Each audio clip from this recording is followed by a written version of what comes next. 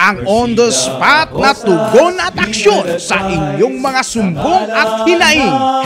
#palatawag.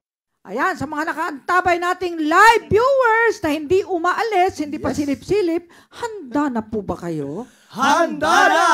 At hindi na po natin patatagalin pa upang kayo po ay direktang makausap at agad po nating maasistihan ang inyong problemang legal. Sa sino mang nais makausap ang ating punong manananggol pambayan, i-comment nyo lamang po ang inyong pangalan, cellphone number, tahanan o address, problemang legal sa atin pong comment box.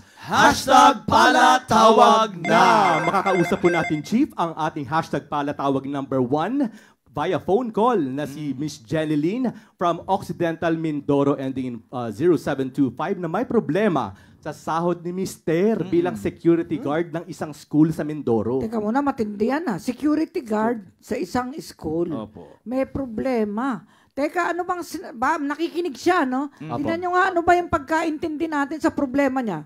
Ano yun muna, para maliwanag sa mga viewers Sige natin. po, makinig po kayo. Ito po ang kanyang salaysay. Ang sabi po niya, magandang araw po, Attorney Acosta. Ako po si Jeneline na nakatira sa Santa Cruz, Occidental, Mindoro, ay humihingi ng tulong sa inyo upang masolusyonan ang problema namin sa pinagtatrabahuhan ng mister ko. Ako po ay dumudulog sa inyo sa kadahilanan pong below minimum lang po ang sinasahod niya. 8,500 pesos lang po ang sahod niya sa loob po ng isang buwan. Sa makatuwid po ay wala pang 300 pesos ang isang araw niya. 5 years na po siya doon at madalas pa pong nade-delay. Security guard po siya sa school, pero ang nakalagay po sa job order nila ay watchman o utility po. Meron po kaming 4 na anak, maliliit pa at wala po kaming ibang inaasahan kundi ang kanyang sahod lamang.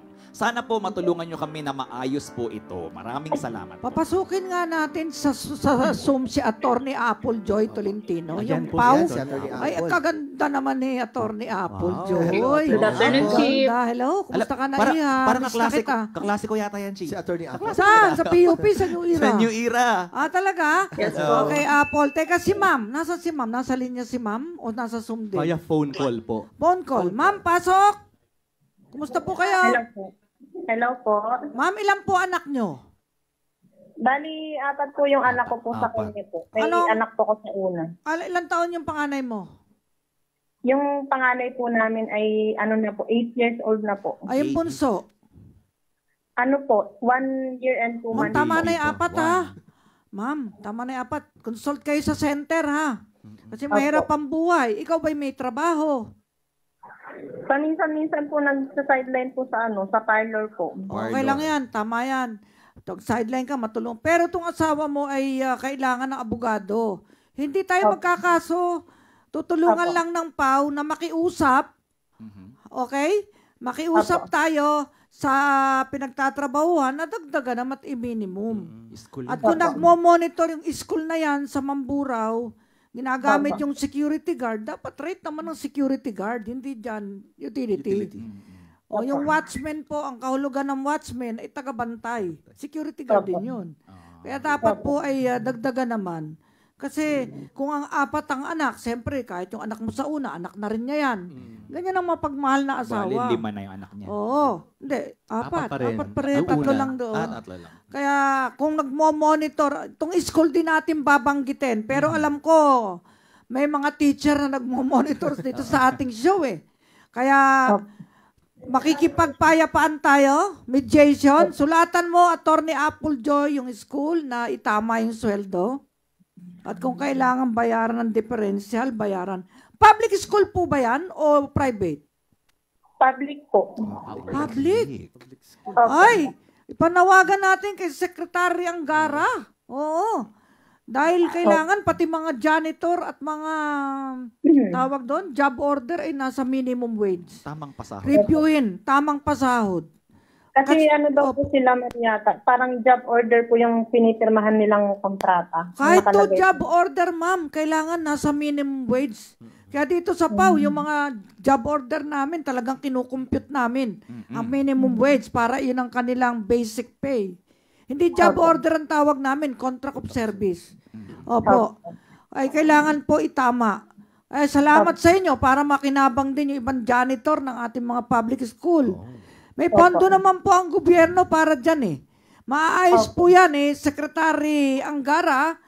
Ano nga first name Secretary? Sani. Ayan, kaibigan po natin. Isang maginoo. Yan po ay mason at maginoong senador. At dati pong head ng Senate Committee on Appropriation. Ayan. At malamang may nagmo-monitor sa DepEd ngayon.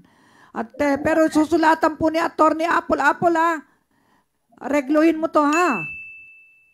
Ay, may tatanong lang po sana ako, ma'am. O sige nga. Kasi po ay sinabi po nila dati na ano daw po, hindi naman daw po, hindi daw po sakop ng pondo nila dapat yung guard. Parang inaano po nila na pasalamat na lang kayo na may guard pero wala naman talagang pondo ang guard, sabi daw. Hindi po totoo yun. Kapag pinagtrabaho mo ang isang tao, obligado ka na ibigay lahat ang benepisyo. Kung hindi mo kayang magpasweldo, wag mong pagtrabahuhin sa kumpanya mo. Lalo pa kung nasa gobyerno. Tayong nasa gobyerno, ang dapat maging ehemplo ng private sector sa pagbibigay ng tamang umento. Ayan, kahit sa Bible eh. Fair dapat. Wag abutin ng paglubog ng araw ang pinag-arawan. Sabi ng ating Panginoong Hesus. Ang batas Tama ng din po ba tao. yun, ma'am? Ano? Tama din po ba yun, ma'am? Kasi wala po silang mga benefits po. Ay, hindi nga tama yun. Again, Kailangan ito yung... na yan. Actually, hindi sila employee kung job order. Pero yung man lang basic pay, tama. Okay? Hindi sila masasama sa 13-month pay. Dahil hindi sila empleyado. Nasabi ko na to, ha? Ngayon, kung yun namang school ay nakitang ito empleyado yung nangangailangan, no? Hindi nga regular worker, bigyan naman ng aumento. Ano pa, hindi ko kayang sikmuray, ako'y kakain, tapos yung aking tao kahit contract of service hindi kakain. Hindi nakakapag-aral ang mga anak. Parang hindi papasok yung pagkain pag yung aking kasama gutom. Masama po yun Ang tawag doon, wala kang empathy. Pag ganyan. Tsaka kaya nga, pag tayo nananalangin sa Diyos, kahit sa ating mga pagsamba o pagsisimba, laging sinasabi natin, have mercy on us. Kung di tayo marunong maawa sa kapwa, paano maawa Diyos sa atin? Okay? Sige, Apple, maganda ang tanong mo. Gamitin mo ang kamay ng batas upang maareglo ang school at itong contract worker na to na mabigyan ng tamang minimum wage. Okay? Okay po. Thank you.